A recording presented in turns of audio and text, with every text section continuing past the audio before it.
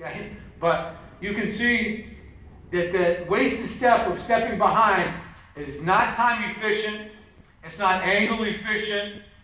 Every time you're taking a step, that guy's taking a step down the line. So this is something you got to try to avoid, is get rid of that wasted step. I called it the Cape League Shuffle. I'd send kids out in the summer, they go to the Cape Cod League, and they come back, the first ground ball, I'd hit them in the fall. My second baseman, shortstop, give one of these jobs.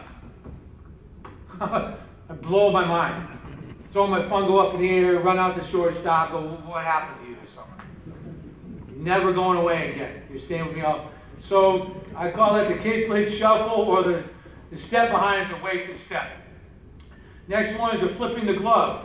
I told these guys you got $150, $250 glove, whatever it is. I said keep that glove open to the ball all the time. If the lights go off in the stadium, it hits the lip of the infield, it hits wet grass, it hits a sprinkler head, your glove is always in a position to feel when it's open. The flipping of the glove is wasted time. These guys are unfolding their glove. It takes time. Whoops, now it's underneath me. So keep the glove open. It doesn't take any more effort to keep the glove open. It just takes discipline. But keep your glove open to the ball all the time. Why not? Because it's ready to field. So do not, you'll see that. Go to the use of the clock. I'm sorry. The wasted step one, what I would do is see the wasted step. And I'd be over at first base to give him a point. You can't see the clock. It says 4-7. Can you see it? And this one, he gets the ball quicker, gets rid of the ball, and it's over there, and the clock is saying 4:01. It's a little dark. I don't know if you can see it or not, but I was just showing you that I would put the clock on them to have them understand that that step's not doing me any good. Okay? Go to the next one, Paul, if you can. Eyes not level. This kid's keeping his eyes level. You got a bouncing ball, it only makes sense. You get a ball coming out of the pitcher's hand, it makes sense to keep your eyes level as a hitter. It makes sense. Now we're going up and down. So we're judging a bouncing ball with bouncing eyes. You'll see that on your team. A kid will go like this. So try to have them keep your eyes level, more like this, and more like this, as opposed to this. And it'll happen. The kids will do it. You'll see those eyes. And you don't want this to happen. They come up and go back down. Can you guys see this okay? Is it too dark? Is it good? Good? Okay. Transfer problems. If I feel the ball in the glove hand eye from the out to the in, down to the up, stomach to shoulder, the biggest problem I see is kids will feel the ball on this side of the body, and now all of a sudden there's a transfer problem. So we're feeling the ball on the wrong side of the body here. You can see the problems it creates. It creates a step back behind. It creates a step towards center field. It hides the ball from the first baseman, hides the ball from your second baseman if you're starting two. Throws across the front side of the body, doesn't make the arm as accurate. You see how he tries to kick, he kicks himself away, he's kind of exaggerating. These guys are exaggerating a little bit for me. So you want to be cognizant of the fact that you want to keep the ball in the glove hand eye and bring that ball back into the center rather to the right hip, or bring it up to the top real quickly. Okay? You don't want to flip it up here because that's where you lose it in transition. Bring that ball right into your center of gravity. Okay? Next one, Paul. And we call it 1, 2, 3 drill. It's just a very simple, get your kid out there. Go 1, 2, 3. Okay, I got it. And it becomes 1, 2, 3. And it becomes 1, 2, 3. Before it's all over, just break it down, slow it down for them so he gets the idea this is where I got to field the ball. Fielding the ball from the throwing side, a little bit of the same kind of thing, but now I give you a little bit different angle.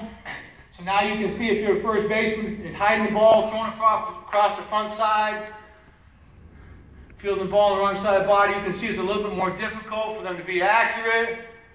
Now he's bad angle. He is kicking himself out towards center field. You'll see that a lot. Kid will field the ball and shift in this direction. Leo made a great point last night about pitchers finding your direction and go in that direction.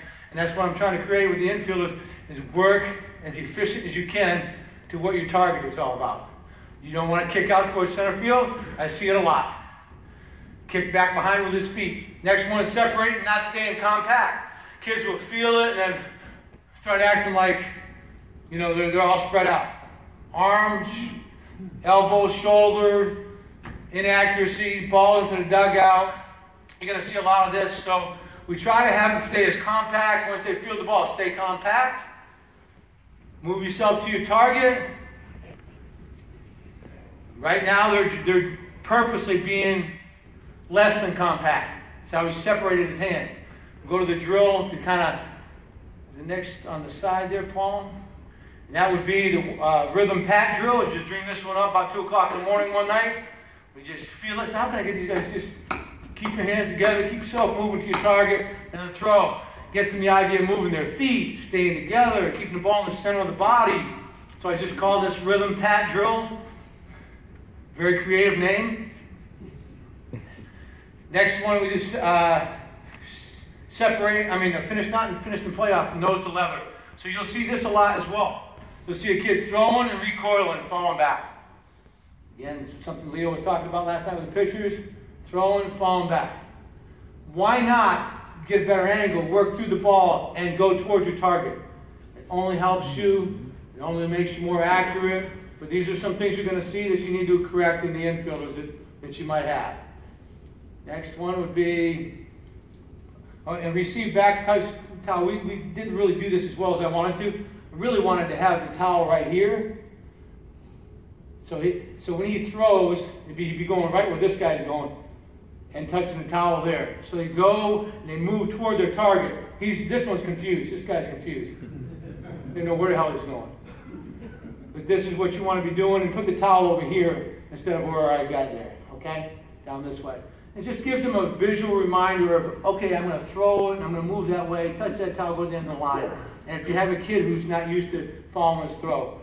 Poor angles is another problem you're going to see. When a kid comes straight to the ball and then creates his angle after he fields the ball, rather than creating the angle before he gets to the baseball. So he's going straight to the ball a little bit when he could have created a little bit better angle. And this kid is moving and creating his angle and working his way through the ball. So you've got two different things there. You want to create the angle with your feet before you get to the baseball. Okay? Next one. Slow and speeding up. Let's go ground ball. Right at you. These are little triangle drills that I do. Just simple things you can do in the gym, you can do on the parking lot, you can do in the outfield if the infield is frozen and frost is coming out of the ground. But all we're doing here is just working on the fundamentals of feeling the ball and working our way through it and following your throw, and you just become the next guy, and we're just kind of rotating in a very simple drill, but it's just something where I keep my infielders moving. I got 6 infielders that are moving constantly in a short period of time. They're getting some fundamentals in and getting the idea that they have to move toward their target all the time, follow the throw that way. So it's just a small little triangle drill that I call. Next one we have is slowing up and speeding, slow to the ball and speeding up. You'll see this a lot with your infielders. They'll wait on the ball and, oh shoot, I better get going. And it ends up in the dugout. So these guys right now, he's going quicker to the ball and then slowing down. He's going quick to the ball and then slowing down. This guy's going slow to the ball and then trying to speed up. This guy's going slow to the ball and then try to speed up the last minute. And that's where you run into trouble. So get to the ball with your feet and slow yourself down. Don't slow to the ball and then go, I got to go crazy. Because that's where you're going to run into trouble. So I just wanted to show you the difference between those two. The last one is feeling the ball underneath you. You'll see a lot of kids feeling the ball way underneath your body, which is something that you really want to avoid. You want to catch the ball out front like this next kid. And like him. And you want to avoid having your kids feel the ball back underneath. They lose their spacing feel. And they get their hands underneath them. The butt's too high. And they start bending at the waist rather than bending at the knees. When you bend at the knees, your hands are out in front of you. When you bend at the waist, your hands drift back underneath you. The reason you want your hands out in front of you is because you want to develop soft hands. The only way you can do that is if you are able to get with the flow of the ball out in front.